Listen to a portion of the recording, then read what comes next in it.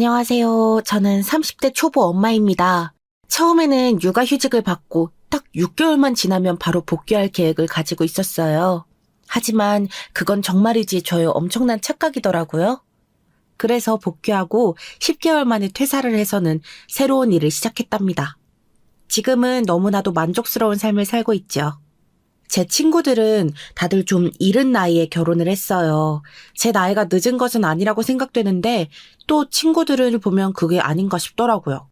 친구들은 벌써 애들을 유치원을 보내고 있거든요. 그 친구들이 육아를 하면서 너무 힘들다고 이야기를 할 때마다 솔직히 저는 조금도 공감이 되지 않았어요. 저 같은 경우는 시부모님께서 적극적으로 도와주신 덕분에 덜 힘들었다고 생각해요.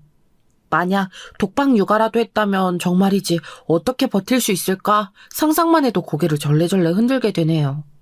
인터뷰를 하러 간 곳에서 남편을 만난 저는 2년 정도 연애를 하다가 결혼을 했어요. 저희 집은 재혼 가정이었는데 그다지 좋은 분위기였다고는 말하기 어려운 쪽이에요. 제가 초등학교를 다닐 때 재혼을 하셨는데 우리 가족은 드라마에서나 볼 법한 스토리까지는 아니지만 저만 겉도는 분위기였답니다.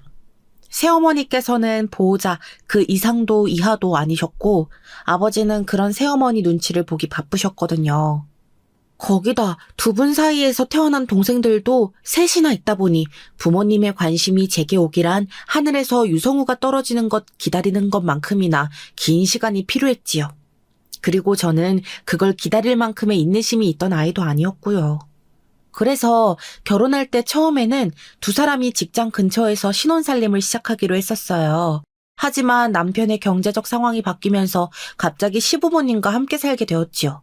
남편이 괜찮겠냐고 물었을 때 선뜻 대답하기가 어려웠어요. 시집살이가 싫다는 것보다는 제가 시부모님과 잘 지낼 수 있을까 고민이었죠. 직업의 특성상 외박하는 날도 있고 일찍 출근하는 날도 있고 좀 엉망이거든요. 남편은 공무원이라 칼출근, 칼퇴근이 대부분이지만 말이죠. 그런데 이 상황까지 몰고 온 남편은 전혀 걱정할 것 없다고 하더라고요. 같이 산다고 해도 1층에 부모님이랑 동생들이 살고 우리는 2층을 통으로 쓰게 될 거야. 말만 같이 사는 거지 까놓고 보면 각자 생활이나 마찬가지니 전혀 부담 가질 필요가 없어. 자기도 알다시피 나는 어른들과 함께 지낸다는 것이 어떤 것인지 잘 몰라. 우리 집 알잖아. 그런데 내가 잘할 수 있겠냐고. 난 자신 없거든. 아버님과 어머님도 나를 못마땅해 하실 거야. 네가 우리 부모님을 잘 몰라서 그런 걱정을 하는 것 같은데 우리 부모님 그렇게 깐깐하신 분들 아니다 너. 특히 우리 아버지. 거기다 두 분 다 널 좋아하시니까 걱정 마. 다른 선택지가 없었던 저는 결국 남편의 말을 믿고 시댁 2층에서 신혼생활을 시작했어요. 초반에는 긴장을 정말 많이 했는데 진짜 제 걱정이 무색하게 너무 잘해주셨답니다. 이 사연을 듣고 계시는 분들은 시집살이가 쉬웠나 하실 수도 있겠네요. 하지만 저는 단 한 번도 시집살이가 쉽다고 생각되었던 적은 없었어요. 시부모님과 한 집에서 산다는 것이 어떻게 쉽겠습니까? 지금껏 살아온 것과는 전혀 다른 삶의 패턴을 몸에 익혀야 하는데 말이죠. 저 역시도 그 부분에서 고생을 했고요. 시집 와서 제가 힘들었던 것 중 하나를 꼽자면 아침 준비였어요. 저는 일찍 나가는 일이 많아서 결혼 전에도 아침을 안 먹었거든요. 저 딴에는 결혼을 했으니 좀 달라져 보자는 결심을 했어요. 하지만 이미 오랫동안 자리 잡은 습관을 바꾸려고 하니 몸이 잘 안 따라주더라고요. 무엇보다도 따로 산다고 해도 계단만 내려가면 시부모님과 시누이의 시동생까지 다들 있는데 나 몰라라 하는 것도 아닌 것 같다는 생각이 들더군요. 저는 출근 전에 아침 준비를 하러 가야 하나 아니면 출근 준비해서 그냥 인사만 드리고 나가도 되나 하고 엄청 고민을 하다가 그래도 며느리인데 뭐라도 하자 싶어서 새벽같이 일어나서 내려갔지요. 그런데 시어머니께서 놀란 눈으로 왜 내려오느냐고 하시더군요. 아니, 출근하기도 바쁘면서 뭐하러 내려와? 오늘은 일찍 안 가도 되는 거야? 아니요, 아침에 긴급회의가 있어요. 그래서 아침 식사 준비만 도와드리고 나가려고요. 아니, 그럼 10분이라도 더 자지 뭐하러? 아가, 여기는 내가 알아서 할 테니 너는 부담 가질 필요 없어. 일하는 것도 힘든데 아침마다 무슨 수로 일찍 일어나. 아직 나 멀쩡하다. 그리고 너희 시아버지 보시면 또 난리 난다. 네? 아버님이요? 아버님께서 왜요, 어머님? 시어머니께서는 일하는 사람 배려 못하고 시집살이 시키느냐고 도끼 눈을 뜰 것이라고 말씀하시면서 웃으시더라고요. 그래도 제가 미안하다고 하자 시어머니께서는 영 마음이 불편하면 아침에 주스랑 신문만 좀 챙겨서 준비해놓고 나가라고 하셨어요. 그날 이후부터 일찍 일어나서 신문이랑 야채 주스를 챙겨서 시부모님께 인사드리는 것이 하나의 루틴이 되었답니다. 시부모님께서는 일찍 결혼을 하셔서 그런지 저희 부모님보다도 한참 젊으셨어요. 두 분 다 퇴직을 하시고는 인생의 2막을 시작하시고 계시는데요. 학교에서 국어를 가르치시던 시어머니께서는 절에서 일을 하시고 시아버지께서는 다니던 회사를 퇴직 이후 고문역을 하시면서 봉사활동을 하고 계시지요. 두 분 다 가만히 있는 것을 싫어하시는 쪽이라 집에 계시는 시간보다 밖에 있는 시간이 많으셨어요. 특히 시아버지께서는 공부할 여건이 안 되는 아이들을 복지관에서 가르치고 있으신데요. 이야기를 들어보면 아이들에게 엄청 호랑이 선생님이신 것 같더라고요. 복지관에 공부하러 오는 아이들이 버릇없이 굴면 가차없이 꾸짖고 무엇이 잘못되었는지 꼭 스스로 생각해보게 만든다고 하셨죠. 처음 그 이야기를 들었을 때는 조금 조마조마했어요. 요즘 분위기가 그렇잖아요. 자기 아이들이 밖에 나가서 혼나고 들어온다는 것이 용납이 안 되는 분들도 많고요. 나도 아까워서 혼을 못 내는데 왜 다른 사람이 혼을 내느냐고 따지기도 하고요.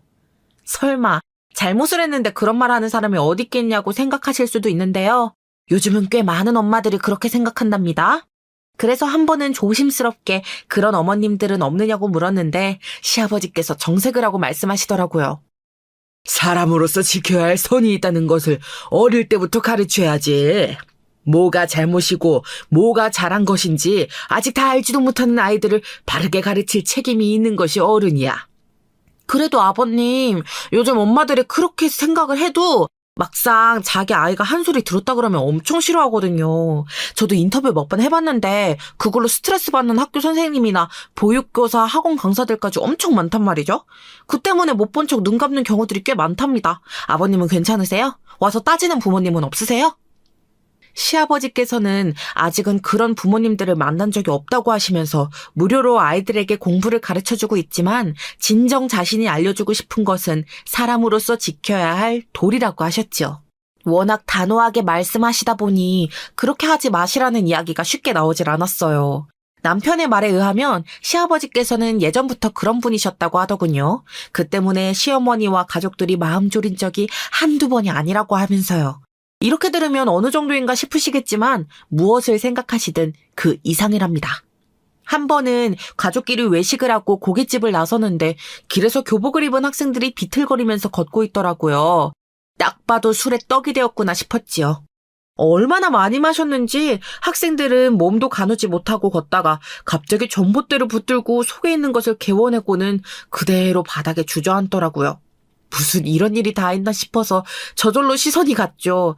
그런데 학생들은 다른 사람들과 눈만 마주쳐도 욕을 하며 소리를 지르더라고요. 그 모습에 다들 눈을 피하며 지나가기 바빴죠. 학생들에게 뭐라고 하는 사람들이 단 한 명도 없었답니다. 그런데 갑자기 시아버지께서 학생들에게 다가가셔서는 아이들에게 말을 거시더라고요. 그 모습을 보고 얼마나 심장이 벌렁거렸는지요. 아니나 다를까 아이들은 시아버지께 영감탱이가 미쳤냐며 소리를 질렀어요. 하지만 시아버지께서는 전혀 물러서는 것도 없이 미성년자가 어디서 술이 생겨 이렇게 마신 것이냐며 꾸짖으셨죠. 자기 몸을 주체하지도 못할 정도로 마실 술은 어디서 난 거냐. 이래가지고 집에는 어떻게 들어가려고. 여기서 잠들면 큰일 난다. 정신 차리고 일어나봐. 집은 어디인지 알겠어? 아버지, 지금 뭐 하세요? 어서 그냥 가요. 아니, 애들이 여기다가 잘못되면 어쩌려고 그냥 간단 말이야. 나쁜 사람들한테 큰 봉변이라도 당하면 어쩌려고. 아버지, 그건 저 애들이 알아서 할 문제예요. 남편의 말에도 시아버지께서는 아이들에게 생수를 건네주시며 정신 차리고 집에 가야 한다고 하셨어요. 보다 못한 저는 경찰에 신고를 했고 곧 순경들이 다가와서 아이들을 데려갔죠. 시아버지께서는 아이들이 걱정이 되셨는지 경찰서까지 따라가신다고 하셨지만 남편과 제가 뜯어말려서 겨우 집으로 돌아왔답니다. 이런 일은 그나마 다행이었어요. 더 심한 일도 있었는데요. 하루는 시부모님께서 외출을 나갔다가 들어오셨는데 시어머니께서 아주 사색이 되셨더라고요. 그리고는 방금 엄청난 일을 겪었다고 하시면서 말씀해 주셨는데 듣고 있는 제가 다 놀라서 기절할 것 같았답니다. 두 분이 영화를 보고 오시는 길에 학생을 만났는데 애들이 시아버지께 다가와서는 돈을 줄 테니 담배를 좀 사달라고 했다는 거예요. 그 이야기를 듣는데 어떻게 그 애들은 사람을 골라도 시아버지를 골라서 부탁을 한 건지 어처구니가 없더군요. 당연히 시아버지께서는 거절하셨고 오히려 아이들에게 담배를 왜 피우느냐고 한 소리 하셨다고 하더라고요. 요즘 애들 진짜 무섭더라. 너희 시아버지가 딱 한 소리 하니까 바로 네가 무슨 상관이냐고 멱살부터 잡는데 어우 진짜 손이 아직도 떨리는구나. 아, 그래서요, 어머니? 혹시 어디 다치신 것은 아니시죠? 넘어지시거나 맞았다거나, 아버님은요? 일 없다. 그래봤자 애들인데. 아, 아버님, 그렇게 보실 일이 아니에요. 예전 같지 않다니까요? 그래서 어떻게 되셨어요? 그 애들이 순순히 보내주진 않았을 텐데. 시어머니께서는 그 상황에서도 시아버지께서 상대방에게 자기 기분 상한다고 손부터 올리는 것이 얼마나 나쁜지에 대해서 잔소리하시는데 정말 머리가 지끈거렸다고 하셨지요. 저도 한숨이 나오더군요. 아이들도 나이 많은 어른이 전혀 기죽는 것 없이 이야기를 하자 당황한 모양인지 자기들끼리 미친 것 같다고 궁시렁거렸다고 하더라고요. 그리고 때마침 영화관에서 나오던 커플이 경찰을 부른다는 소리 덕분에 그냥 넘어갈 수 있었다고 하셨죠. 요즘 애들 무섭다는데 왜 자꾸 그러세요? 차라리 그냥 사주고 마세요. 괜히 좀 나서지 마시고요. 아니 어떻게 모르는 척을 하란 말이야. 어린애들이 담배를 대신 사달라는데. 가족을 생각하셔서라도 성격 좀 죽이시라고요. 만약에 애들한테 맡기라도 하셨으면 어쩔 뻔했어요. 크게 다치셨을 수도 있잖아요. 남편은 시아버지께 버럭 소리를 높이며 지켜보는 가족들 마음 좀 생각해달라고 했죠. 늘 가족들을 생각하라고 하시면서 본인은 지키지 않느냐고 따지는데 시아버지께서는 처음으로 가만히 계시더라고요. 그리고는 짤막하게 알겠다고 하셨어요. 늘 자기 신념에 대해서 말씀하셨던 것과는 다른 모습이었죠. 사실 신혼 초에 시아버지께 호되게 혼났던 기억이 있었는데 그때 시아버지께서 그러셨거든요. 가족이 생겼으면 가족을 우선으로 생각하라고 말이죠. 당시 저와 남편이 크게 싸워서 문제가 된 적이 있었어요. 남편은 사람이 참 좋다 못해서 호구 같은 짓을 하는 경우가 꽤 있었는데요. 진짜 옆에서 말리면 알겠다고 대답은 하면서 그놈의 호구짓을 멈추질 못하더라고요. 그날도 남편의 호구짓이 시작점이 되었지요. 친한 친구가 보증을 좀 서달라고 했다고 그걸 고민하고 앉아있는 거예요. 아니 보증이라니요? 가족도 함부로 안 서는 게 보증 아니겠습니까? 그 사람 뭘 믿고 보증을 선다는 것인지 이해가 되지 않았지요. 나랑 10년 지기 친구야. 어떤 사람인지 내가 잘 알지 믿어도 된다니까? 10년 친구가 문제가 아니라 당신 이런 일이 한두 번이야? 친구 돈 빌려줬다가 못 받아서 우리 결혼도 아슬아슬했는데 아직도 정신 못 차렸어? 그런 사람 아니라니까. 그리고 투자해도 손해볼 건 없을 정도 가치가 있는 사업이야. 남편은 친구가 추진할 사업에 대해서 이야기를 하는데 저는 아무리 들어도 사기 같았어요. 무슨 비전이 있는지 모르겠더라고요. 그래서 절대 안 된다고 했는데 저 몰래 보증을 서려고 했는지 무슨 서류를 꽁꽁 숨겨둔 것을 발견했죠. 그 일로 저와 남편은 아주 크게 싸우기 시작했습니다. 남편은 자신을 믿지 못하느냐고 했고 저는 죽어도 보증은 안 된다고 했고요. 결국 저희의 큰 싸움에 시부모님께서 2층으로 올라오셨지요. 남편과 저는 서로 언성을 높여가면서 말싸움을 하고 있었는데 시부모님이 올라오셨던 그 순간에 하필이면 저와 남편이 과하게 흥분한 나머지 해서는 안 될 짓을 하고 있었답니다. 남편은 거실 탁자 위에 있던 책을 제가 있는 방향으로 던졌고 그에 화가 난 저도 식탁 위에 있던 남편의 가방을 던져버렸죠. 그 모습에 시아버지는 호랑이가 포효를 하듯이 엄청 큰 소리로 남편과 저의 이름을 부르시더군요. 그렇게 화를 내시는 모습을 본 적이 없던 저는 너무 놀라 바닥에 주저앉고 말았고요. 남편 역시 사색이 된 얼굴로 더듬거리며 시아버지를 불렀죠. 시아버지께서는 굳은 얼굴로 지금 뭐 하는 짓이냐고 하시더니 둘 다 1층으로 내려오라고 하셨어요. 죄인처럼 1층으로 내려가니 시누이와 시동생이 고개를 갸웃하며 눈치를 보다가 시아버지 얼굴을 보고는 후다닥 자기 방으로 들어가더군요. 그 모습에서 뭔가 잘못되었구나 싶은 생각이 들었지만 찍소리도 못하고 시부모님을 따라 방으로 들어갔죠. 시아버지는 저희가 들어오자마자 무릎 꿇고 똑바로 앉으라고 하셨어요. 방 안에는 정말 고요한 침묵만 흘렀죠. 침을 삼키는 소리마저 들릴 정도였어요. 우리가 따로 산다고는 해도 아래층에 어른들이 계신데 그렇게 큰 소리를 내면서 싸우면 되겠어? 무슨 일이길래 그렇게 소리를 지르고 싸웠던 거야? 이유 좀 알아보자. 그이가 저 몰래 친구 보증을 선다고 해서요. 분명히 안 된다고 하지 말라고 했는데 알겠다고 했으면서 뒤로는 서류까지 만들어가며 도와주려고 했더라고요. 뭐? 보증? 이 녀석이 아직도 정신 못 차리고 지금 뭐 하는 거야?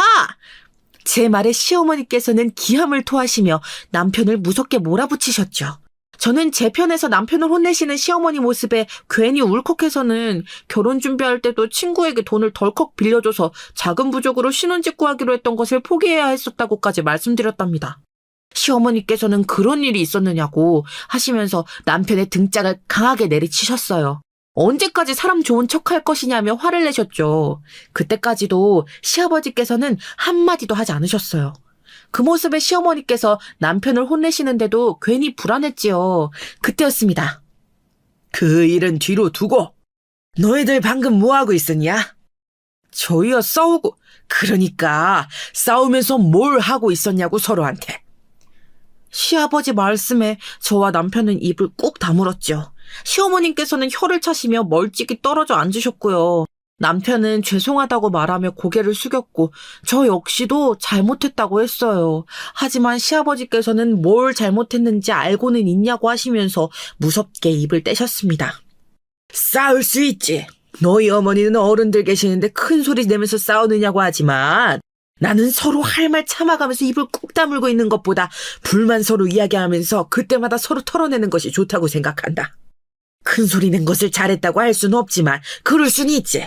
그런데 너희들 마지막에 그게 뭐 하는 짓이야? 뭘 던지고 있어? 서로 맞았다가 다치기라도 하면 어쩌려고 그 짓이야? 나이가 몇인데 그런 기본적인 상식도 없어? 차분하게 시작하셨던 시아버지께서는 마지막에 언성을 높이시더니 사람 간의 예의를 말씀하시며 호되게 혼을 내셨지요. 다리가 저려오는데도 저는 그 말씀이 참 좋더라고요. 인간이라면 꼭 지켰어야 하는 부분이잖아요. 그걸 화가 난다는 이유만으로 자기 분을 풀기 위해 물건을 던졌으니 혼이 나도 쌌죠. 한참을 장소리하던 시아버지께서는 두 번 다시 그런 행동을 하지 말라고 하시는 것으로 말씀을 마치셨어요. 그런데 너무 의외의 행동을 하시더라고요. 저더러는 바로 앉으라고 하시더니 남편에게는 2차전을 시작하셨죠. 새로운 가정을 꾸렸으면 사소한 것 하나도 서로 의논하고 정해야지. 그리고 그렇게 정했으면 지켜야지. 어디서 너 맘대로 혼자서 일을 저질러. 그것도 돈 문제를. 너 혼자면 네가 빚을 지든 사고를 치든 상관없어. 너만의 인생인데 누가 뭐라 그래. 그런데 결혼했으면 네 가족을 생각해야지. 충분히 설명했고 이해를 해달라고 했는데도 무조건 안 된다고만 하니까요, 아버지. 뭐가 충분하단 소리야. 네 말이 타당했으면 새아가가 공감을 했겠지. 남편의 하소연에도 시아버지께서는 단호하게 자르며 제 편을 들어주셨죠. 남편은 억울한 듯이 제게 했던 이야기를 그대로 시부모님께 하더군요. 그리고는 자기 편을 들어달라는 듯이 말했지만 소용이 없었어요. 시부모님도 고개를 절레 흔드시며 정신 차리라고 하셨거든요. 덕분에 보증 사건은 없던 일로 되었답니다. 나중에 알아보니 그 친구라는 사람 온 동네에 돈을 빌려서는 잠수를 탔더라고요. 이렇게 가족에 대해 강조하셨던 분이 시어머니를 비롯해 식구들 걱정시키는 일을 신념이라고 말씀하시면서 고집을 부리시는 것이 이해가 되질 않았어요. 하지만 그 담배 사건 이후로 시아버지께서도 조금은 달라지시는 듯 했지요. 그러던 어느 날 저희는 충격적인 소식을 들었어요. 시아버지께서 갑자기 경비 일을 하게 되었다고 폭탄 선언을 하셨기 때문이죠. 정말이지 너무 놀라서 숨이 턱하고 막힐 정도였답니다. 과연 아버님께서 하실 수 있으실까 의문이 들었어요. 분명 별의별 사람들을 만나실 텐데 아버님 성격에 못 본 척하고 지나가실 수 있을까 싶었죠. 저는 갑자기 왜 경비 일을 하시느냐고 물었어요. 당시 경비를 얕잡아보고 함부로 하는 사람들에 대한 뉴스도 심심치 않게 나오고 있었거든요. 실제로 저도 인터뷰를 많이 하고 다녔기 때문에 세상에 얼마나 이상한 사람들이 많은지 잘 알고 있었고요.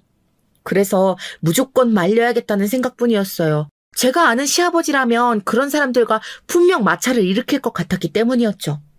그런데 시아버지께서 하시는 말씀이 참 너무도 당황스러워서 그냥 입이 떡 하고 벌어지더라고요. 시아버지께서는 회사 동료가 경비회사를 시작하셨는데 자기더러 와달라고 해서 말단 직원으로 가겠다고 하셨다는 거예요. 아니 간부로 와달라는데 왜 말단 직원이냐고 했더니 자신은 그 일에 대해 아는 것이 없으니 경비회사에서 하는 일부터 해봐야 하지 않겠냐고 하시더군요.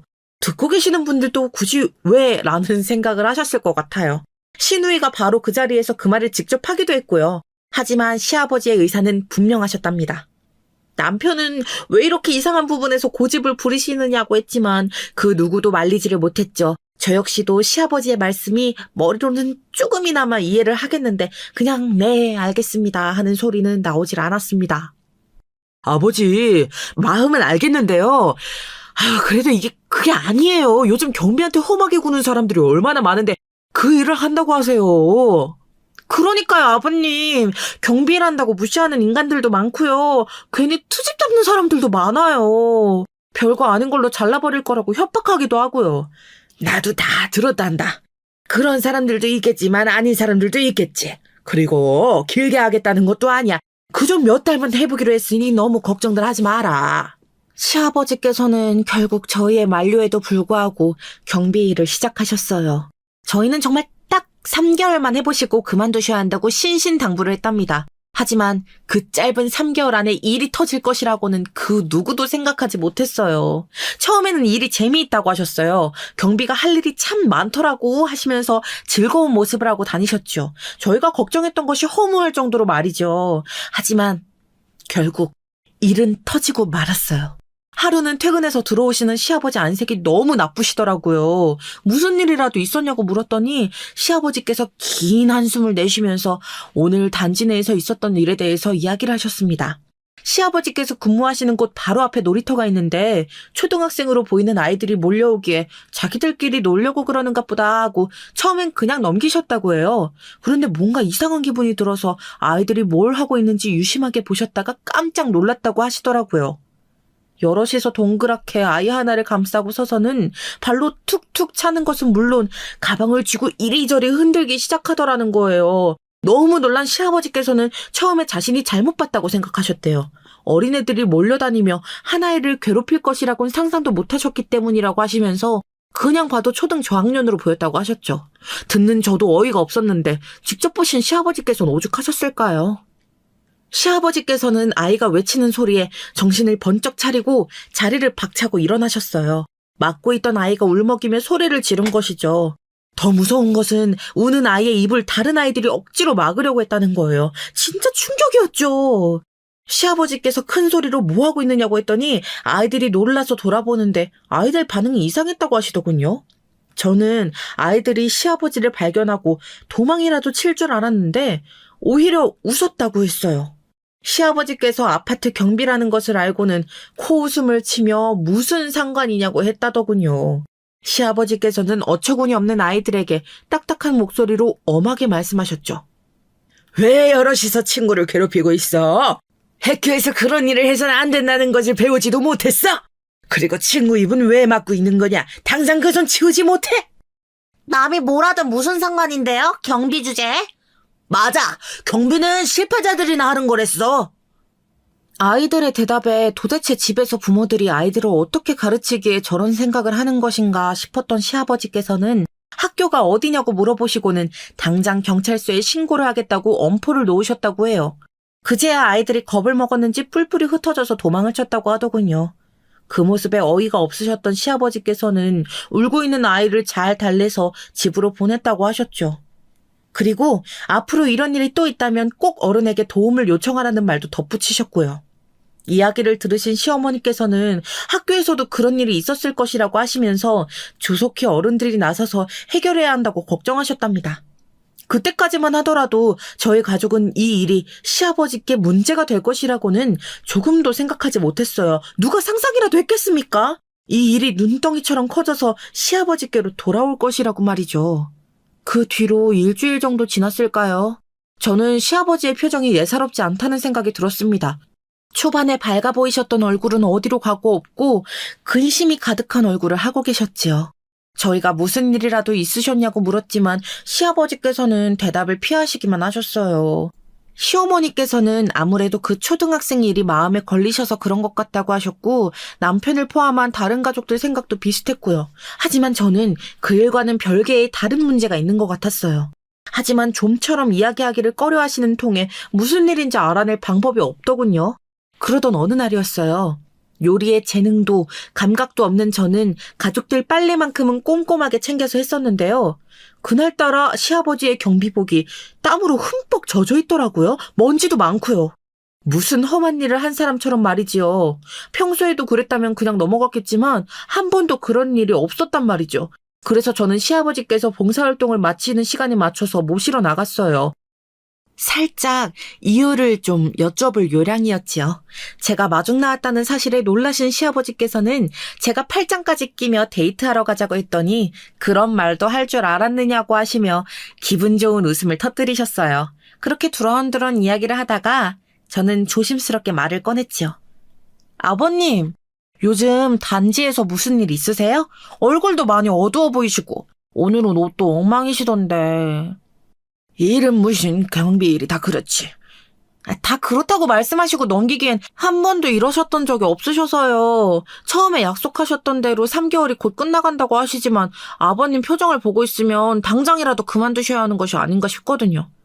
저의 걱정스러운 말투에 시아버지께서는 제 손등을 한동안 토닥이시더니 어렵게 이야기를 꺼내셨어요. 사실 초등학생 때 사건이 일어난 며칠 뒤 괴롭히던 무리 중에 아이 하나가 자신의 엄마를 데려와서는 시아버지께서 자기들에게 소리를 지르고 화를 냈다고 하더라는 거예요. 그리고 그 엄마라는 사람은 어떤 일이 있었는지 앞뒤 확인도 하지 않고는 대뜸 남의 집 귀한 아이한테 무슨 짓이냐고 삿대질까지 하면서 화를 냈고요. 어이가 없던 시아버지께서는 그날 그 아이가 어떤 짓을 했는지 이야기를 하시면서 오히려 그 아이의 잘못을 가르쳐야 하지 않겠느냐고 역으로 한마디 해주셨다고 했죠. 저는 그 이야기를 듣는 순간 아이 엄마라는 사람이 어떻게 나왔을지 눈에 선하게 그려지더군요.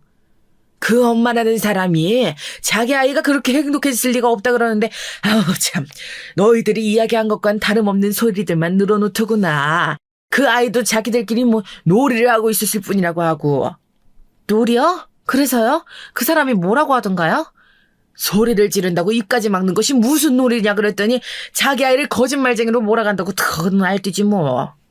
그리고 그날 이후부터 그 아이 엄마가 주축이 되어서는 끊임없이 경비실로 민원을 넣고 일 처리를 제대로 하지 않는다고 트집을 잡고 있다고 하셨죠. 화단에 떨어지는 담배꽁초가 너무 많아서 불이 날 위험성에 대해 이야기를 했더니 그런 거 치우라고 경비를 고용한 것 아니냐고 하질 않나.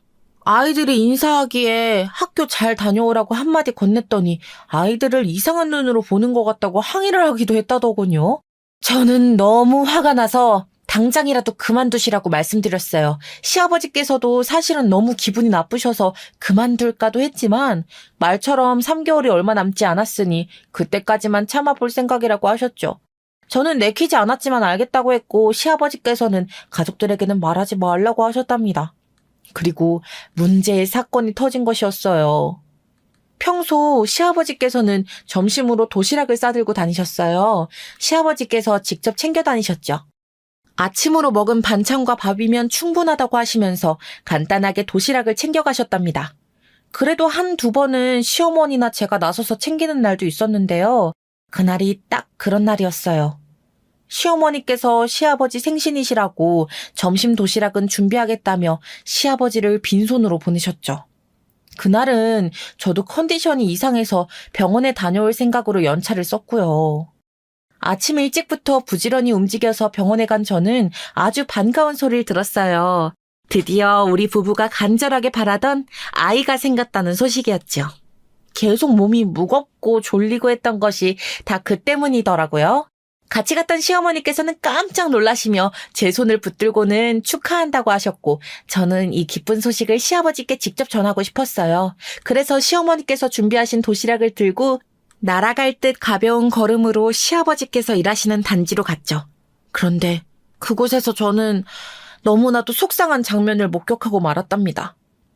제 또래거나 저보다 조금은 더 나이가 많은 여자들 2-3명이서 시아버지 앞에서 짝다리로 서서는 팔짱을 딱 끼고 소리를 지르고 있더군요. 무슨 일인가 싶어 빠른 걸음으로 가까이 다가갔죠. 아저씨! 내 택배 어디 갔냐고 묻잖아. 택배 도착을 했다는데 어딨냐고. 경비실에 맡겨두고 간 택배는 따로 없습니다. 택배기사나 회사 쪽으로 확인을 해보시죠. 오늘 경비실로 들어온 택배는 저기 있는 것이 전부입니다. 내가 그럼 확인도 안 해보고 이러는 것 같아? 집 앞에 뒀다는데 없으니까 이러지. 경비실에 맡겨달라고 하신 것도 아니고 집 앞에 두고 가라고 하셨으면 제가 어떻게 알겠습니까? 왜 몰라, 경비가? 그런 일 하려고 뽑아둔 거지. 그럼 뭐 하라고 있는 건데? 말이 짧은 것은 둘째치고 택배가 분실된 것이 속상한 것은 알겠지만 경비실에서 관리하던 것도 아니고 집 앞에 있던 것이 없어진 것을 지금 누구의 탓으로 하는 건지 조금도 이해가 되지 않았어요. 그저 트집을 잡는 것으로만 보였죠. 하지만 그 사람들의 행패는 그때부터 시작이었어요. 시아버지께서는 입구 CCTV가 있어서 확인을 했지만 택배를 가지고 들어간 사람은 나온 사람도 없다고 말씀하셨어요. 그러자 아주머니들은 더 난리를 피우며 그럼 자기들이 거짓말하는 것이냐고 소리를 높였죠. 단지 주민들이 하나둘 모여드는 것이 보였어요. 내가 하여튼 수상쩍다 싶었어. 그지 새끼도 아니고 남의 집 택배나 훔치는 인간이 무슨 경비라고. 내가 당장 전화해서 잘라버리라 그럴 거야. 그리고 싹 다 손해배상 받아낼 테니 각오하라고. 있지도 않은 택배를 제가 어떻게 한다고 이렇게 억지십니까? 화면 보여드릴 테니 직접 보세요. 택배 기사가 들어온 적이 있나? 그리고 딱 봐도 내가 더 나이 많은데 말은 좀 곱게 합시다. 시아버지께서도 더 이상은 안 되겠다 싶으셨는지 목소리를 높이며 같이 CCTV를 보러 가자고 하셨죠. 하지만 그 아주머니는 정색을 하며 벌써 지웠는지 누가 아느냐며 믿을 수 없다고 소리를 지르셨어요. 저는 무슨 억하심정이 있어서 시아버지께 저러나 싶어서 제가 나서야겠다는 생각이 들었죠. 그때였죠. 배운 것이 없어서 그 나이 처먹도록 할 줄 아는 일이라곤 경비일밖에 없는 주제에 누굴 가르치려 들어? 동네 애들한테 다 한 소리씩 해대고 알고 보면 이 인간 송아성 그 뭐시기 막 그런 거 아니야? 애들만 보면 환장하는? 지금 뭐라고 하셨습니까? 사람이 좋게 좋게 말을 하면 선은 지켜야지 입 밖으로 나온다고 다 말이 되는 줄 알아요? 애 키운다는 분이 뭐 하시는 겁니까? 그래서 애가 뭘 배우겠어요?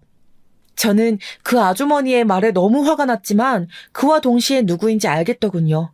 친구를 괴롭히다가 시아버지께 혼이 났다는 그 아이의 엄마였던 거죠. 참, 그 부모의 그 자식이라고 왜 애가 그렇게 못된 행동만 하나 했더니만 딱 부모를 보니 알겠더군요. 남의 걱정하지 말고 아저씨나 똑바로 해.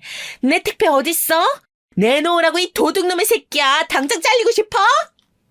아주머니, 적당히 하시죠. 그렇게 억울하면 어디 봅시다. 택배 도착했다는 문자. 저는 그 아주머니의 상식 이하의 행동을 더 이상 참지 못하고 앞으로 나섰어요. 시아버지께서는 깜짝 놀란 얼굴로 저를 보시더니 이내 얼굴을 붉히시며 시선을 돌리셨죠. 아무래도 방금까지의 모습들을 제가 보고 있었다는 것이 부끄럽다고 생각하시는 것 같았어요. 저는 시아버지 옆에 서서는 시아버지의 차갑게 굳은 손을 꼭 쥐고는 다시 아주머니에게 말했죠.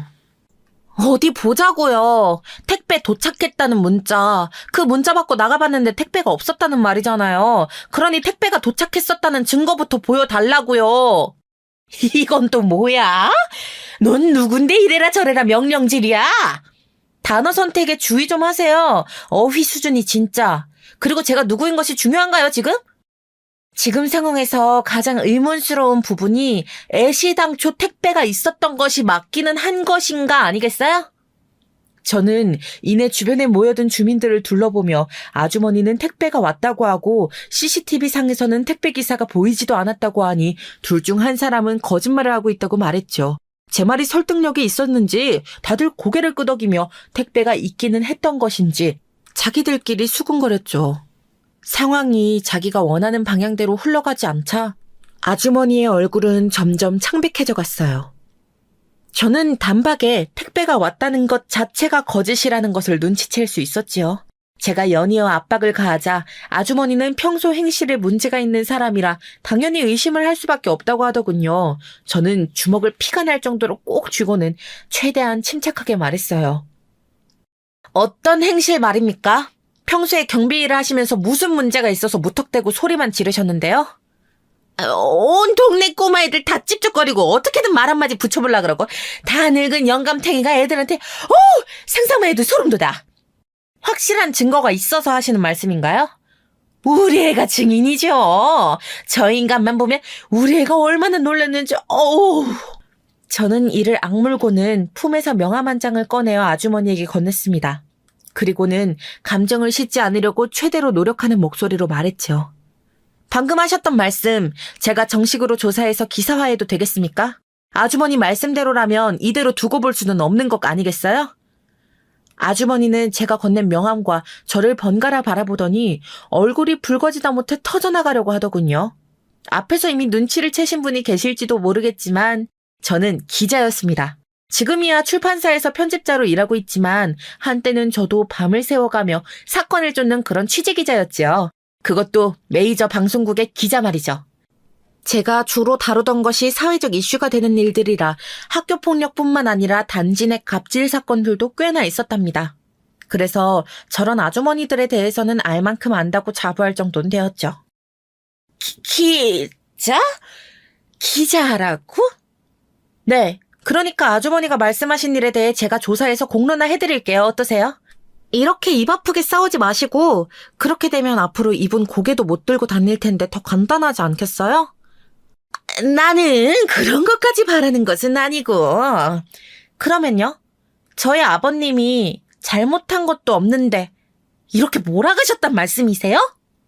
아주머니는 제가 몰아붙이기 시작하자 횡설수설하기 시작하셨어요. 주변의 웅성거림은 점점 커져만 갔죠. 시아버지께서는 이제 그만하라는 듯이 제 팔을 당기셨지만 저는 그럴 생각이 조금도 없었어요.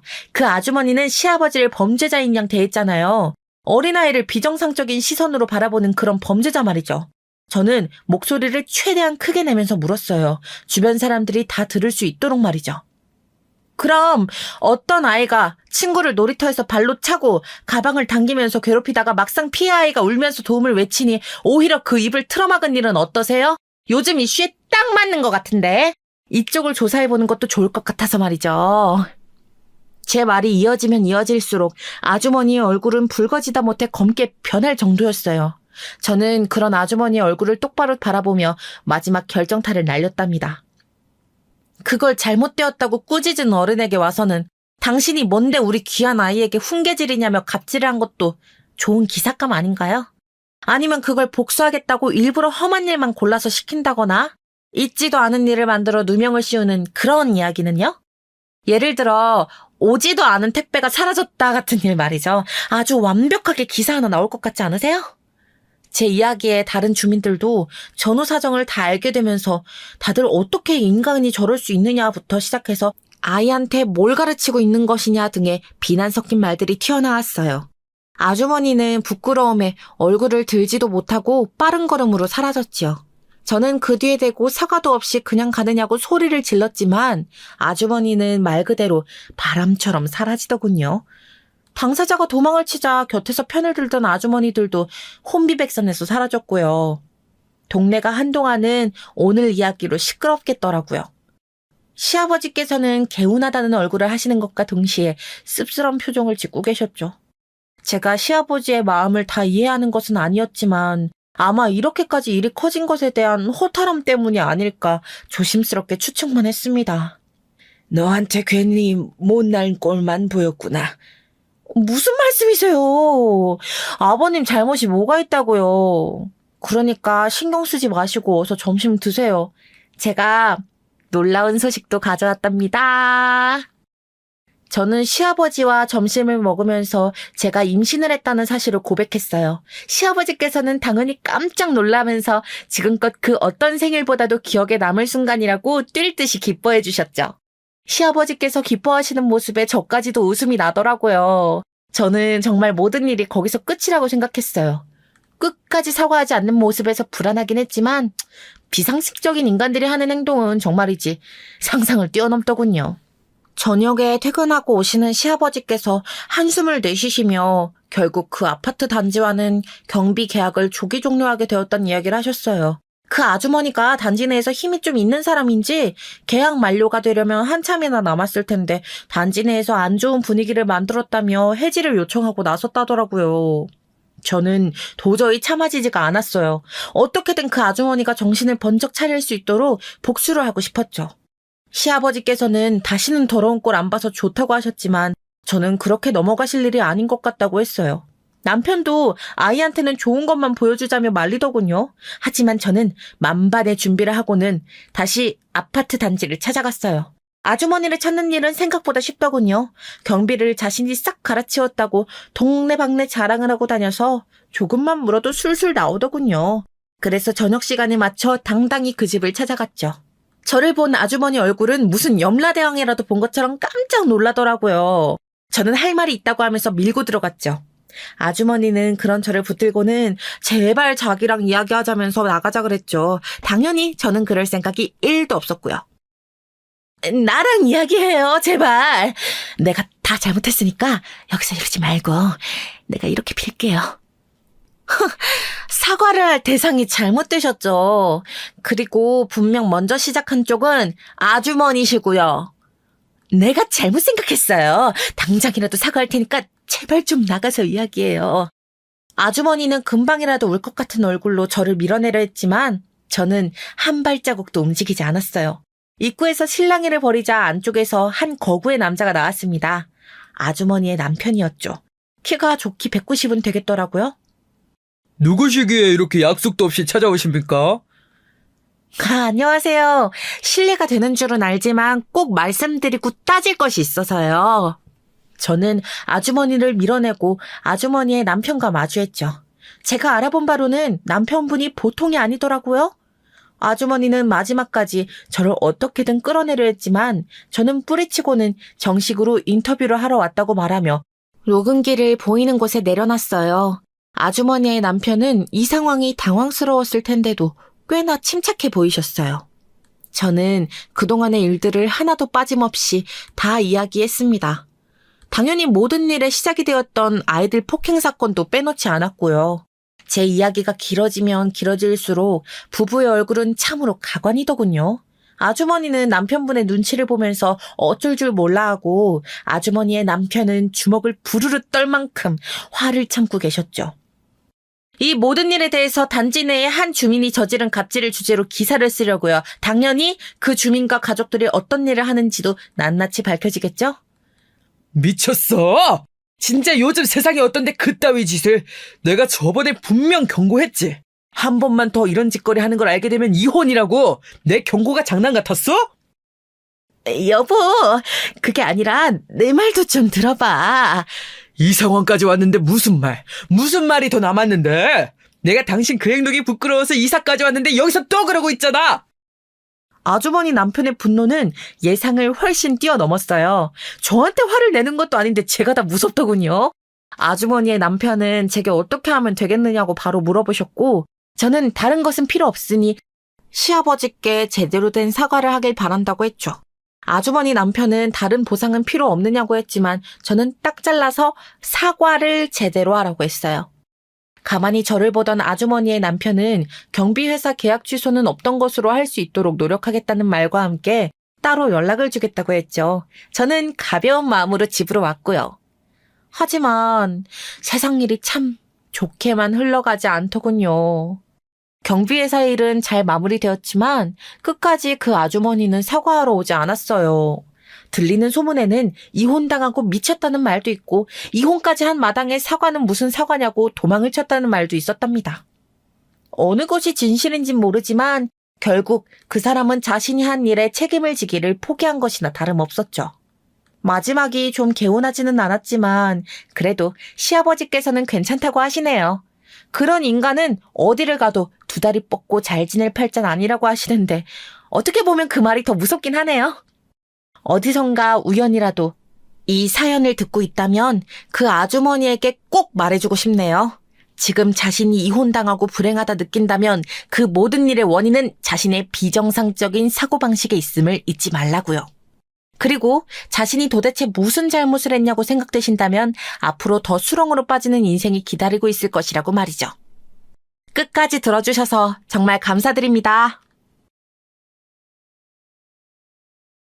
안녕하세요. 저는 경기도 수원에서 두 아이들을 키우고 있는 엄마이자 동네에서 책방을 운영하고 있는 여자입니다. 참고로 오늘 제가 전할 이야기는 아이들에 관련된 것은 아니고요. 장르를 말하자면 복수극이에요. 저는 오랫동안 몇 사람에게 괴롭힘을 당했고 최근 그들에게 복수할 기회가 있어 시원하게 한 방 먹이니 100년 묵은 체증이 내려가는 기분이 들었어요. 사실 저는 결혼하기 전엔 집안 식구들 간의 갈등을 전혀 이해하지 못했던 사람 중 한 명인데요. 왜냐하면 부모님의 금지옥겹 외동딸로 자라나기도 했고 저희 가족이 원체 화목하기도 했기 때문인데요. 가족이 화목해지기 위해 필수 조건이 부유함이라고 생각하시는 분들 있으실까요? 그렇다면 저는 단연코 아니라고 말씀드리고 싶은데요. 저희 집은 언제나 반지하를 벗어나지 못하는 가난한 형편 속에서도 웃음이 끊기지 않았어요. 저희 부모님은 늘 지금보다 좋은 미래가 있을 거라며 조금만 참고 기다리자고 했지요. 어렸을 적엔 이런 가정 형편을 이해하지도 못하고 미워하기도 하며 가지지 못한 것에 욕심을 부리곤 했었어요. 엄마, 나 옆집 순이가 가지고 있는 가방 나도 가지고 싶어. 가방 못 사주면 하다못해 필통이라도 사줘. 미안해, 영미야. 엄마가 이번 달 월급 들어오면 사줄게. 더 이쁜 걸로, 조금만 참자, 우리 딸. 다른 아이가 번듯이 들고 다니는 걸 나는 갖지 못해 참아야 한다는 걸 이해할 수 없었어요. 끝내는 엉엉 울고 말았지만 그럴 때마다 부모님은 저를 달래주시며 조금만 참자고 하셨어요. 지금은 사랑하는 외동딸에게 필통 하나 못 사주는 그 마음이 어떠셨을까 싶어 너무 마음이 아프지만요. 아무쪼록 저는 이런 가정의 분위기에서 자랐기에 성인이 되면서 내가 정말 믿고 의지할 수 있는 남자를 만나게 된다면 저희 집의 분위기를 닮은 가정을 만들고 싶은 마음이 컸답니다. 그리고 실제로 그런 남자를 만나게 되었는데요. 20살 마지막을 장식하는 크리스마스 날 전 끔찍한 사고를 당하고 말았습니다. 혼자인 크리스마스는 결코 보내고 싶지 않았기에 그날은 가족들이랑 삼겹살이라도 구워 먹으며 보내려 했어요. 그래서 당시 일했던 화장품 매장에서 열심히 매대를 정리하고 이제 집으로 갈 준비를 하는데 마음이 너무 급했던 것인지 앞에 돌진하는 차량을 보지 못한 것이에요. 나중에 들어보니 눈이 많이 내리는 날이었는데 바퀴가 미끄러지면서 일어난 일이라 하더라고요. 하마터면 큰 사고로 이뤄질 뻔한 아찔한 사고였습니다. 그 당시 제가 살 수 있었던 건 저를 발견하자마자 응급처치를 하고 병원까지 같이 와준 한 남자 때문이었는데요. 괜찮으세요? 정신이 드세요? 네, 근데 여기 어디예요? 병원입니다. 제가 발견했으니 다행이네요. 하얀 의사 가운을 입고 멋들어지게 말했던 그 남자는 의사였어요. 그 의사 선생님 덕분에 생명을 구할 수 있게 된 저와 저희 부모님은 꼭 답례를 하고 싶어 했지만 선생님은 당연한 일을 한 것뿐이라며 사양을 했어요. 하지만 사랑이 괜히 사랑인가요? 재채기와 사랑은 참을 수 없는 것이라고 하잖아요. 이미 저를 진료해 주시며 몇 번 마주치다 그 의사 선생님에게 빠져버린 저는 정식으로 구애를 하게 되고 한 번만 만나달라라는 다소 구질한 멘트까지 날렸어요. 남편은 그때를 생각하면 제가 참 귀여웠다고 하지만 저는 큰 용기를 낸 것이었답니다. 그렇게 이어진 인연은 결국 결혼까지 다다르게 되었고 사귀고 나면서도 남편이 좋은 사람이라는 데는 더더욱 확신을 갖게 되었어요.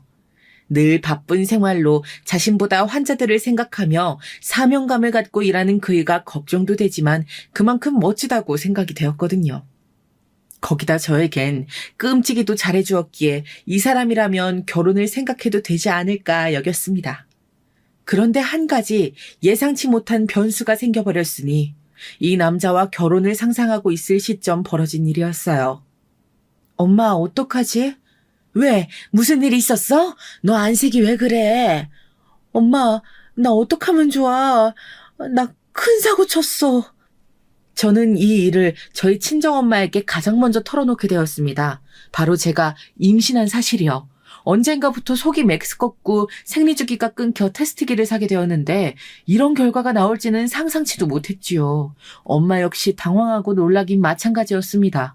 우리 딸 언제 시집가나 노래를 부르시며 결혼을 고대하시던 엄마조차 제가 아기를 가졌다고 하니 잠시 말문이 막히시고 말았어요.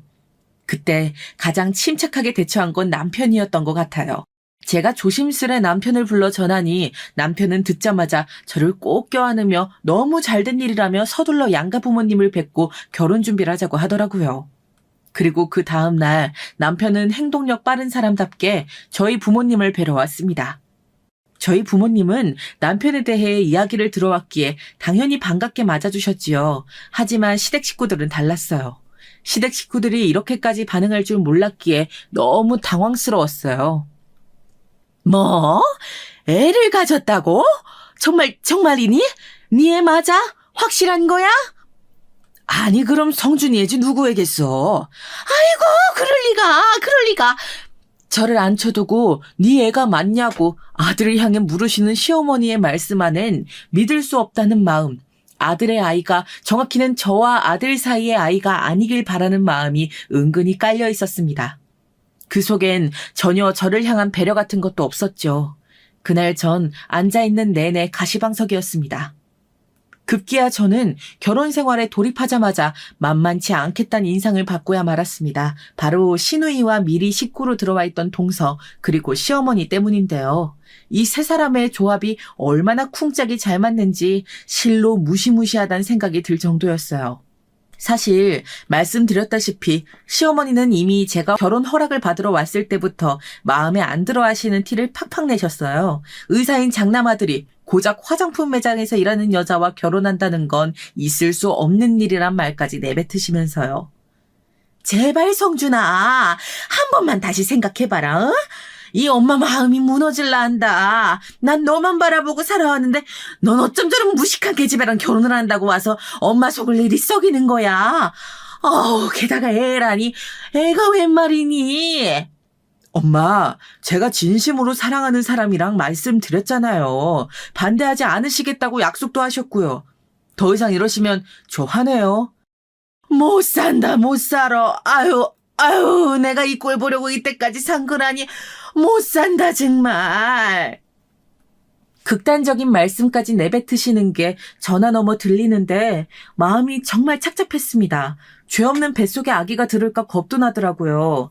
남편의 반듯한 성품과 단정한 자세가 내심 시부모님에게서 온 것일까 기대하고 있었는데 시어머니는 남편과 닮은 구석이 하나 없었습니다.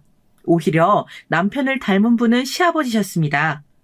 시아버지는 아들이 좋아하는 여자라면 부모로서 당연히 허락해줘야 한다며 첫 만남부터 저를 좋게 봐주셨습니다.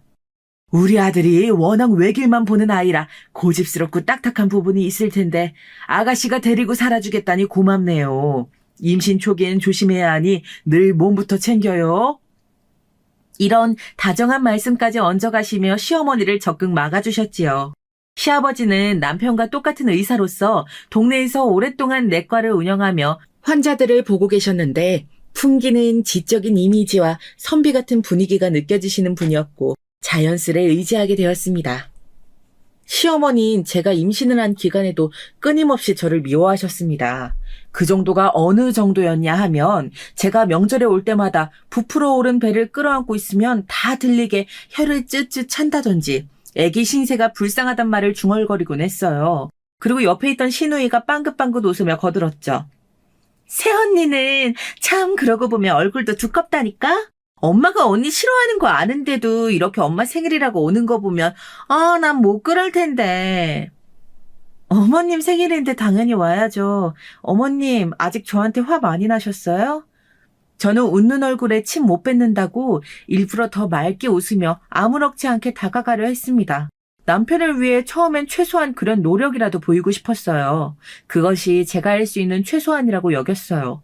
그러던 어느 날은 제가 힘겹게 동네를 걷다 어머님이 좋아하시는 바나나가 보이길래 사들고 시댁으로 향한 날이었어요. 평소에도 아침으로 밥 대신 바나나를 드신다고 했던 게 문득 생각이 나 제 딴엔 용기를 낸 것이었는데 시댁에 도착하니 시어머니 옆에 마침 동서가 와 있더라고요. 불길한 예감이 엄습했죠. 어머님, 이거 제가 길 가다가 어머님 좋아하는 과일이 보이길래 사와봤어요. 어머니 바나나 좋아하시잖아요. 냅두고 갈게요. 아이고, 꼴랑 바나나 사들고 여기로 온 거니.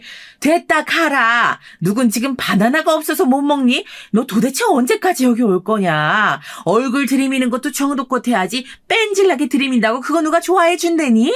난 우리 똑똑하고 이쁜 우리 둘째 며느리 말곤 보고 싶은 얼굴 없다. 아이 참, 어머님, 형님이 민망해 하시겠어요. 형님, 제가 먹을게요. 더우니 조심히 들어가세요. 저는 좀 이따 어머니랑 백화점 나가기로 해서요. 형님도 같이 가자고 하고 싶은데 임신기간이라 몸이 힘드시니까요. 동서는 여우 같은 웃음을 지으며 시어머니 옆에 꼭 붙어 온갖 아양을 떨어댔습니다. 동서는 저보다 2년 먼저 서방님과 결혼하여 식구가 되었다고 했는데 그래서 그런지 이미 시어머니와 유대관계가 깊어 보였어요.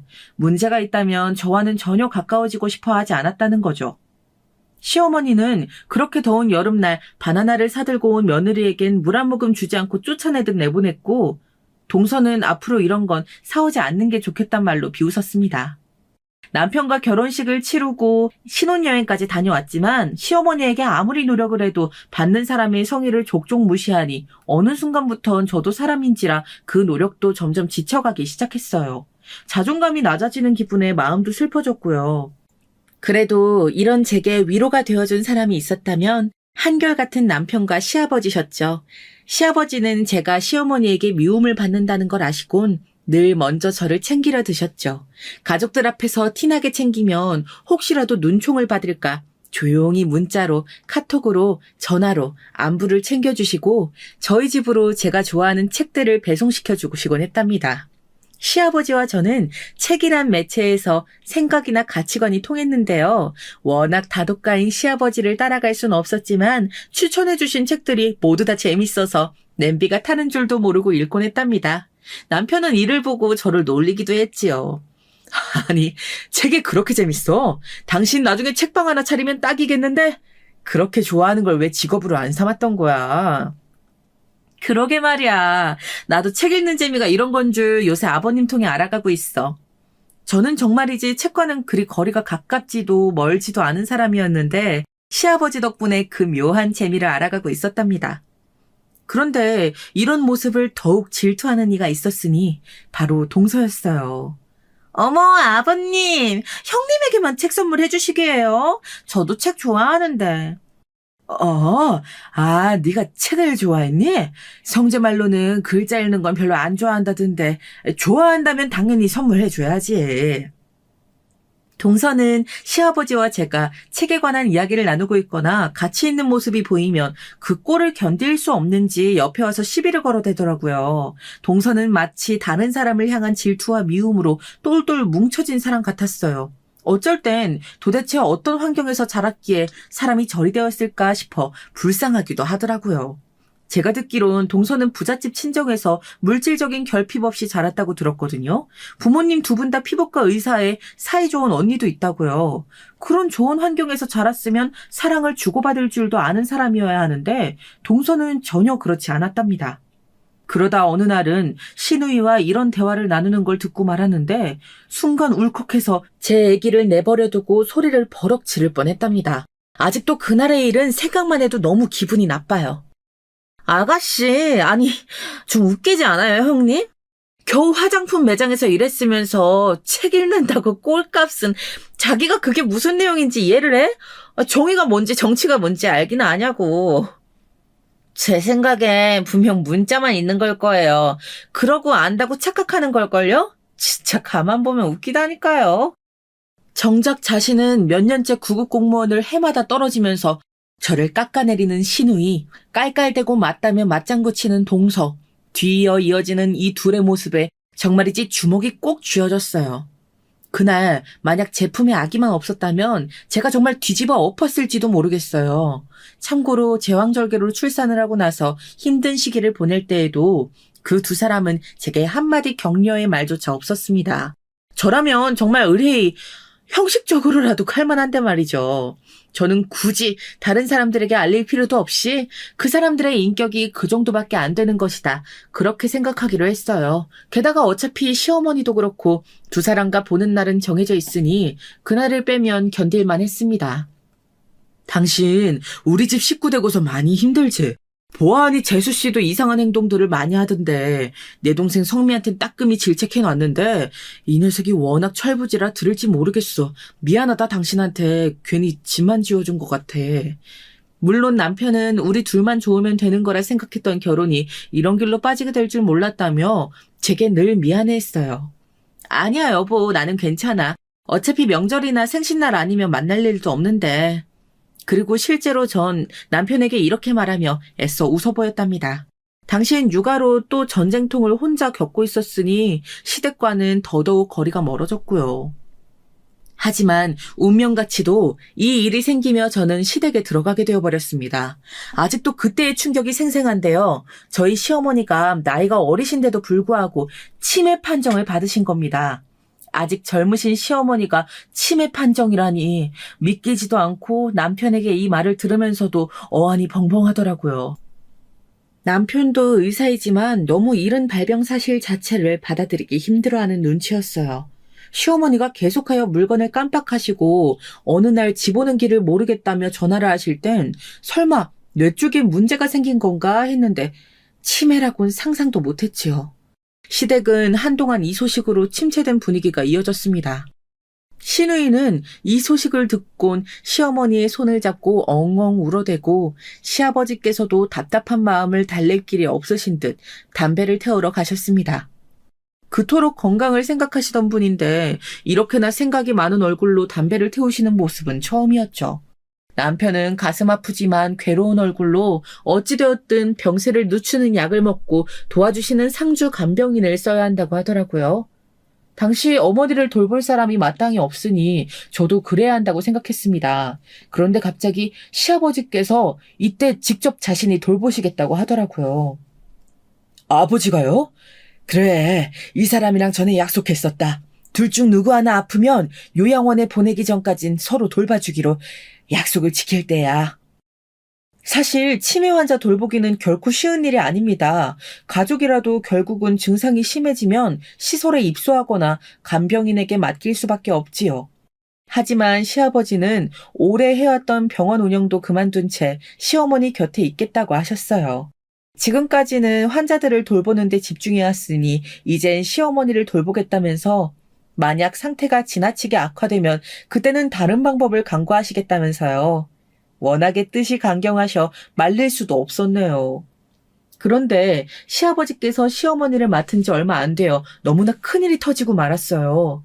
이 일로 시아버지는 완전히 무너져 버리셨고 저 역시 그런 아버님을 보며 슬픔을 가눌 길이 없었답니다.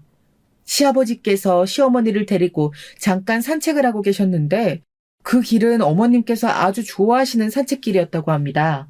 어머님이 거기서 잔디풀을 뜯으며 앉아있는 걸 보고 시아버지께서 물을 사러 잠깐 자판기 앞에 가셨는데 그 사이 시어머니께서 도로로 뛰쳐나간 것이었지요. 저는 제가 한번 교통사고를 당했기 때문에 그것이 얼마나 찰나에 끔찍한 결과로 이어지는지 너무나 잘 알고 있습니다. 시어머니는 신호등이 빨간불인 줄도 모르고 해맑게 잔디풀을 손에 쥐며 도로로 뛰어나가셨고 그 사이 지나가던 트럭에 치여 그만 그 자리에서 목숨을 잃고 마셨습니다.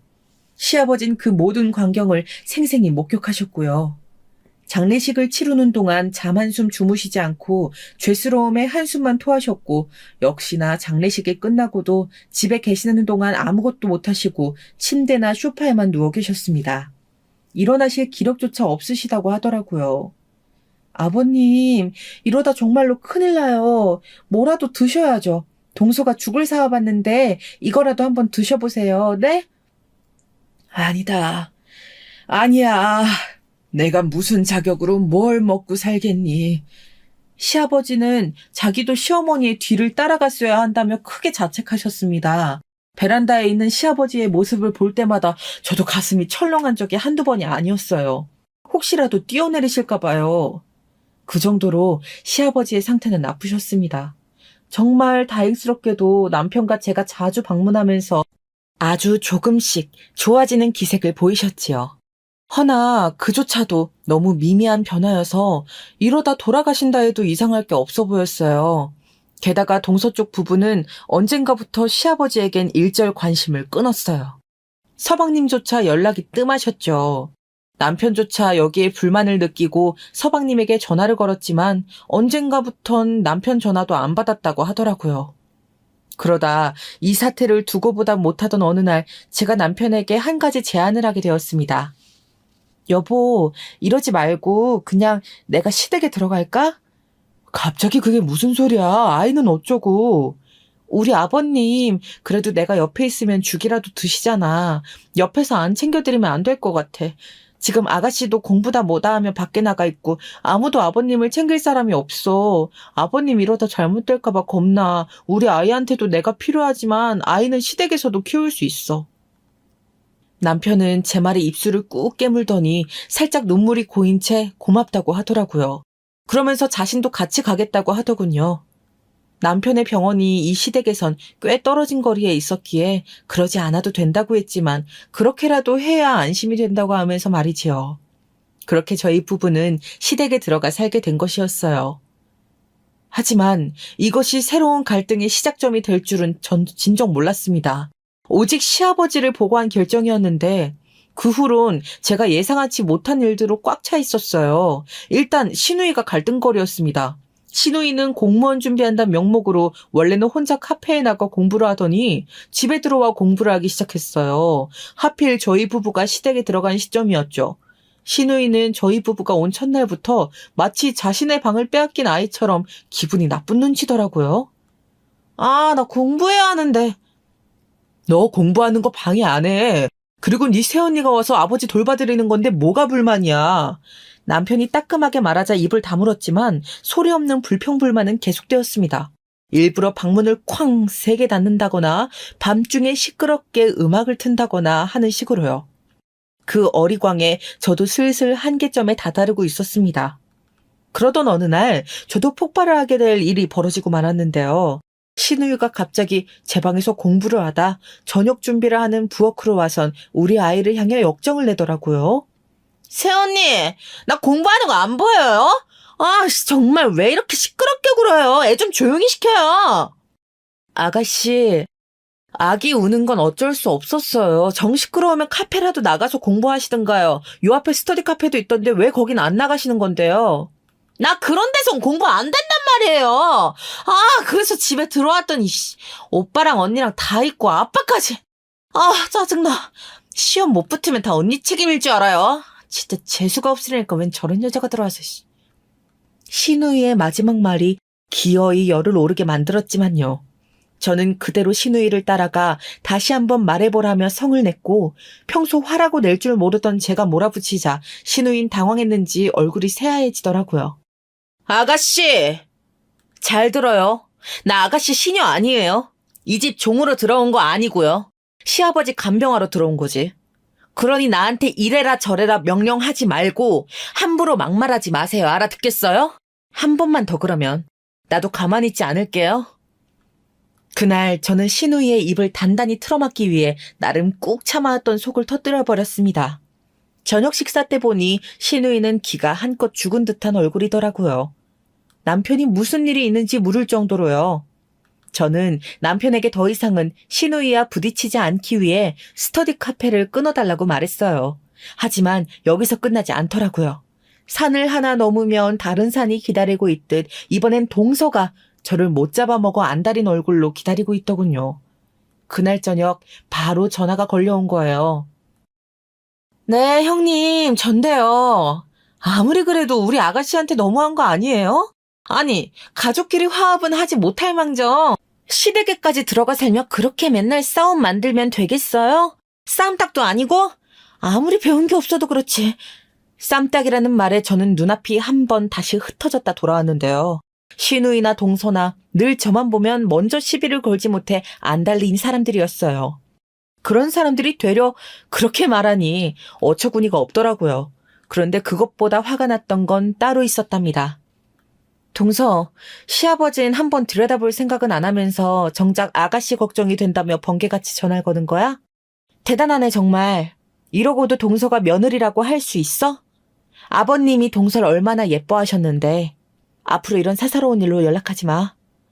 어머 형님, 뭐라는 거예요? 기가 막혀.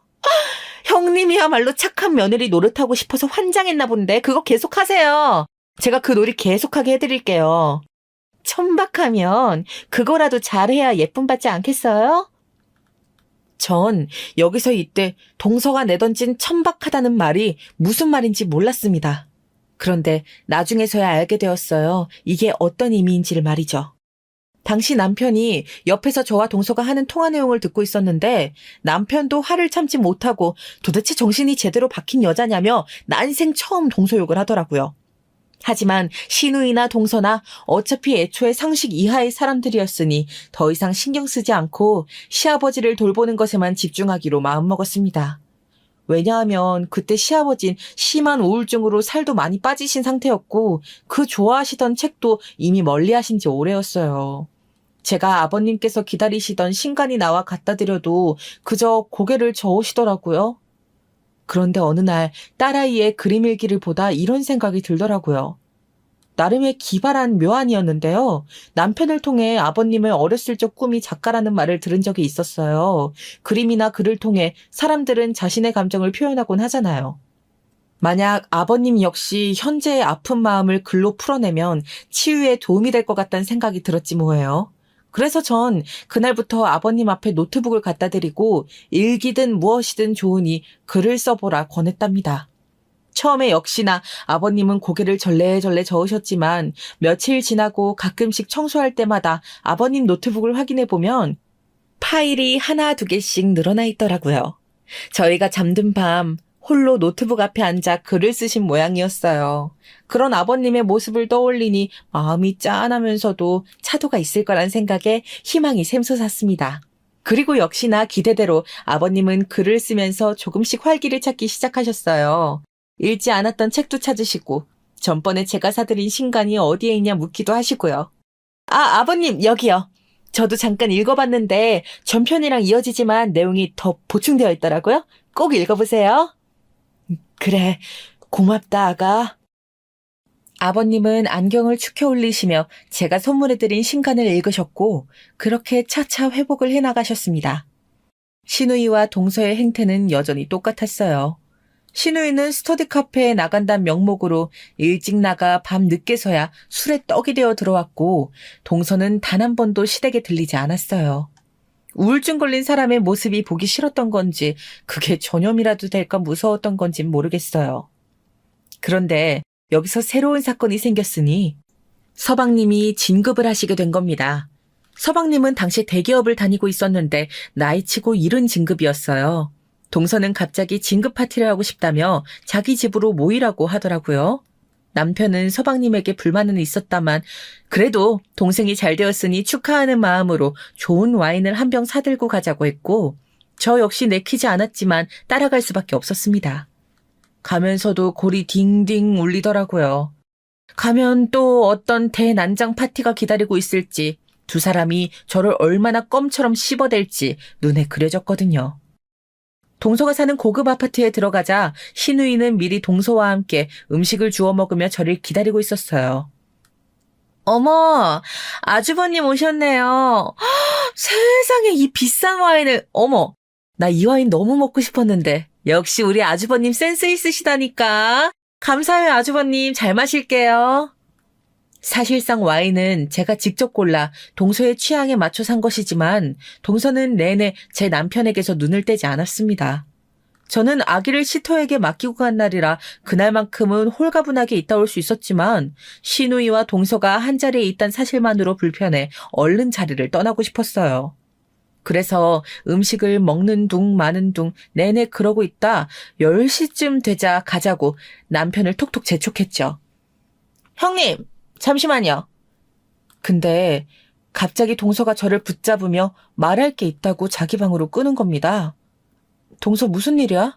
뭐 할 말 있어? 형님, 저 축하해 주세요. 저 임신했어요.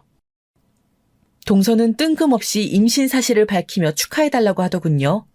만약 거기까지였다면 진심으로 축하해 줄 수 있었을 거예요.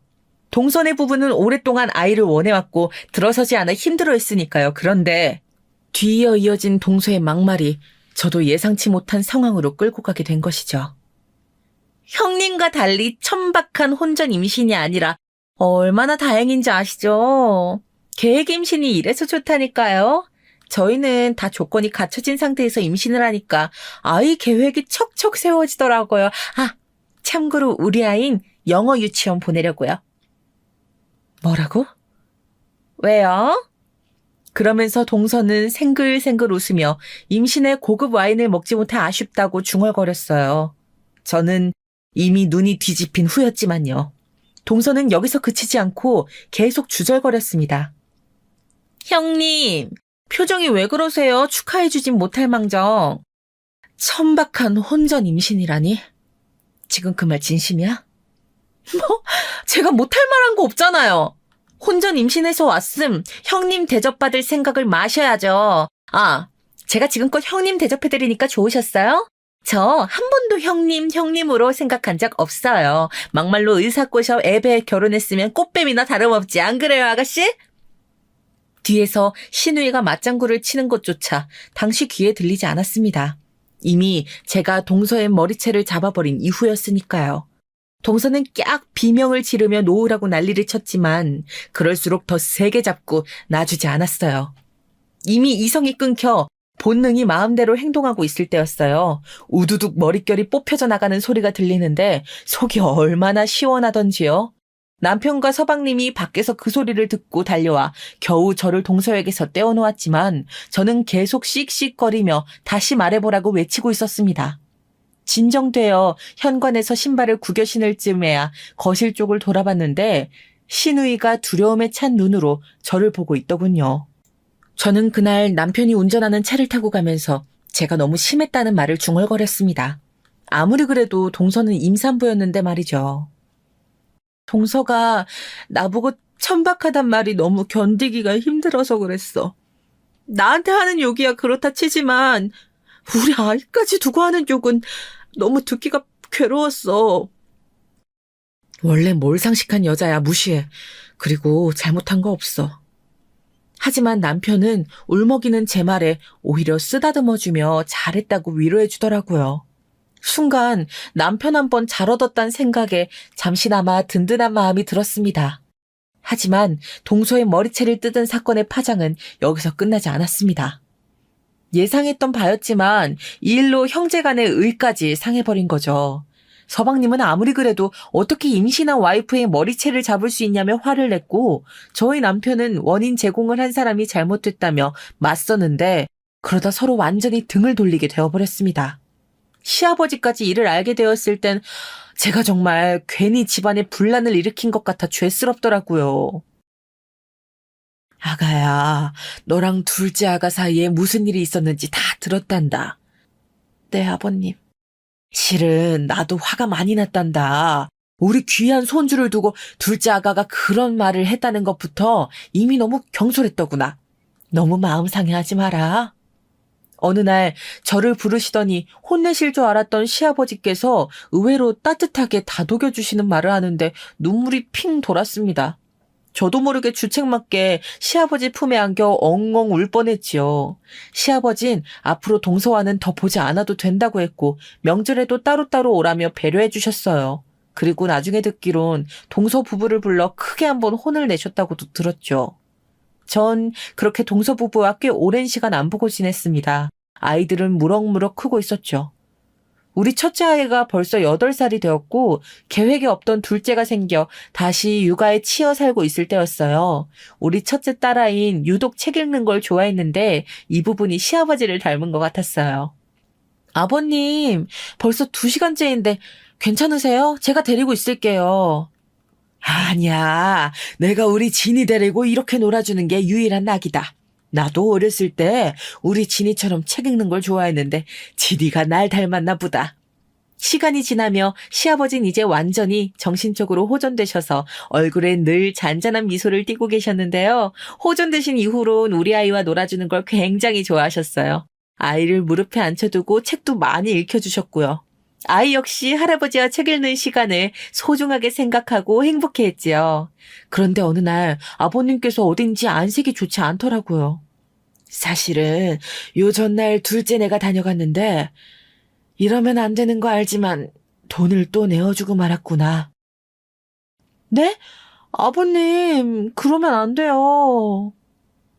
그날은 아버님 생신날이었기에 제가 직접 차린 생일상으로 밥을 먹고 있었는데요. 남편과 저는 밥을 먹다 아버님의 말에 그만 깜짝 놀라 수저까지 놓치고 말았습니다. 아버님은 저희의 반응에 더 미안한 표정을 지으셨어요.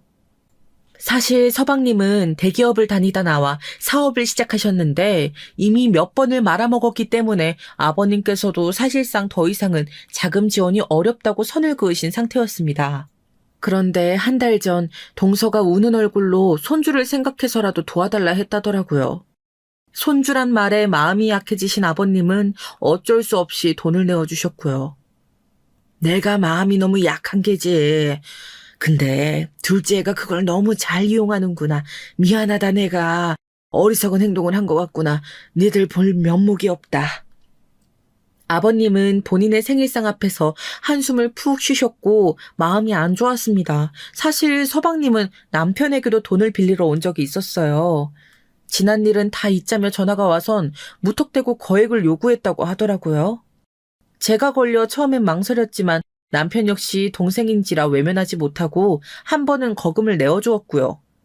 이번에도 사업이 안 되면 단칼에 거절해야 하는데 아버님 또한 그런 면에서 마음이 심란하신 것 같았습니다. 참, 그런데 사람 일이란 건 모르는 거죠. 불행 중 다행일까요? 반년 후 서방님이 좋은 소식을 전해왔어요. 좋은 투자처에 투자한 돈이 거금이 되어 왔다면서 말이죠. 그래, 잘 됐구나. 아버님은 이 말 한마디만 하시곤 더 얹지 않으셨어요. 저희 부부도 더 이상 손 벌리지 않아 그것만으로도 안심했고요. 그리고 그때부터 동서의 SNS 계정에는 온갖 호화로운 사진들이 올라오기 시작했습니다. 시누이와 백화점 명품관 앞에서 V자를 하고 있는 사진, 서방님과 함께 떠난 요트 여행 사진 등등 알고 싶지 않은 소식들이 하루에 10개 이상씩 올라오더라고요. 마치 관심받지 못해 안달난 사람처럼 글을 올려대는데 보는 이가 괴롭더라고요. 시누이는 결국 공무원 시험을 포기하고 중소기업에 다니고 있었는데 시누이 SNS에도 동서에게 향수 선물을 받았다며 부자 언니 둬서 너무 행복해요 라는 글이 게시되어 있었습니다. 유유상종이란 말이 두 사람에겐 아주 딱이었고 나중에 말씀드릴 이야기지만 당시 시누이와 동서의 추악한 비밀까지 알고 있는 상황이었기에 만나고 싶지 않은 사람들이었습니다. 그러던 어느 날 그토록 만나고 싶지 않던 동서와 다시 만나게 될 일이 생겼는데요. 전혀 교류 없이 지내던 와중 갑자기 연락이 와서는 저와 만나고 싶다고 하더라고요.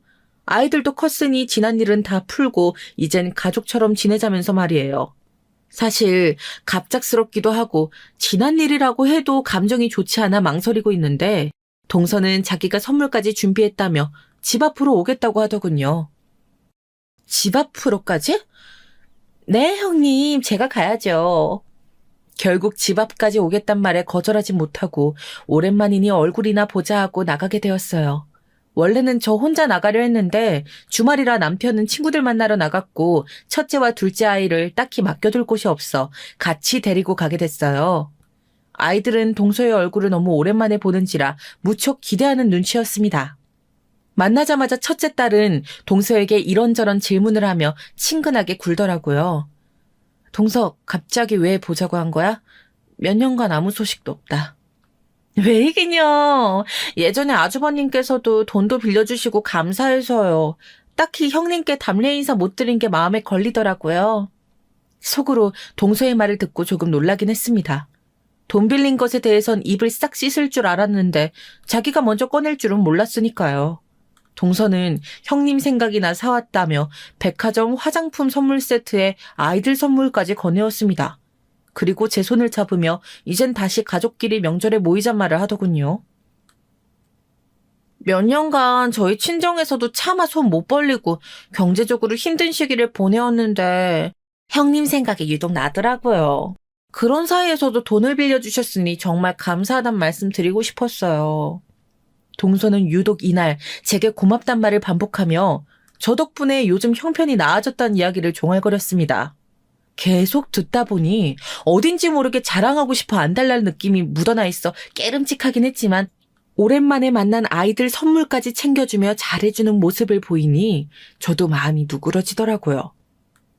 그래, 동서가 먼저 그리 말해줄 줄 몰랐는데 고마워. 그리고 동서 말대로 아버님도 있고 하니 명절날은 다 같이 모이는 거 한번 생각해 볼게. 동서는 제 말에 새삼 감격하는 표정까지 지었습니다. 저도 마지막에 동서와 헤어질 땐 조금은 가벼운 마음으로 헤어져 집으로 돌아오게 되었지요. 동서가 어쩌면 변한 걸까 하는 생각까지 하면서요. 그런데 돌아오는 길 큰딸의 표정이 좋지 않았어요. 요즘 큰딸이 장이 좋지 않아 설사를 자주 했기에 혹시 배가 아프냐고 물었더니 이런 말을 하더라고요. 엄마, 몸 굴린다는 게 나쁜 말이지. 큰아이의 입에서 나온 말은 너무도 충격적이었습니다. 이 어린애가 어디서 그런 말을 듣고 온 것인지 놀라 대답을 재촉하니 글쎄 동서가 아이의 귓가에 대고 이렇게 말했다는 겁니다.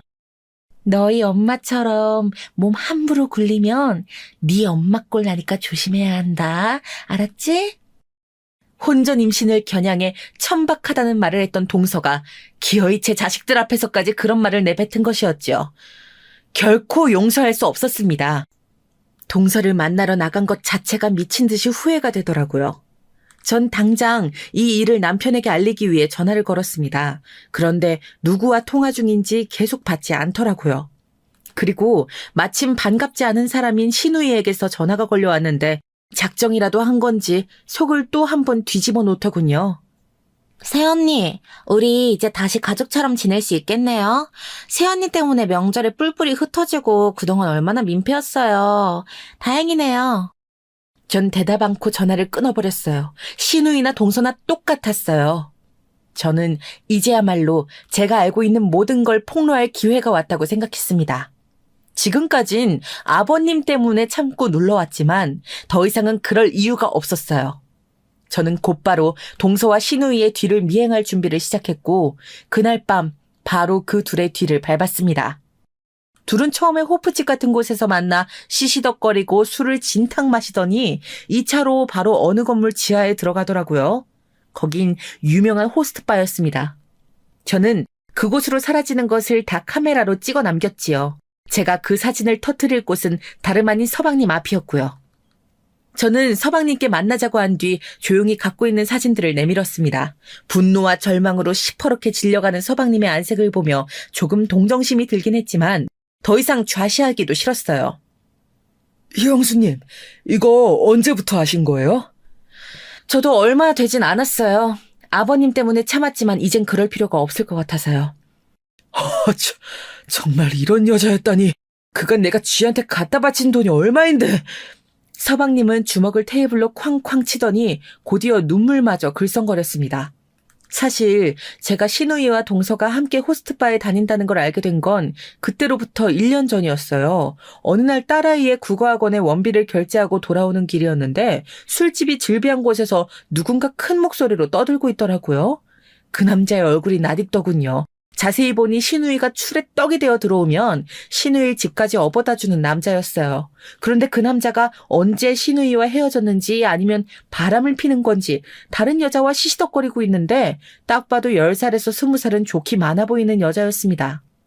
순간 남자의 정체가 궁금해지려는데 그럴 필요도 없겠더라고요. 원치 않았지만 신우이의 비밀을 알게 된 거예요.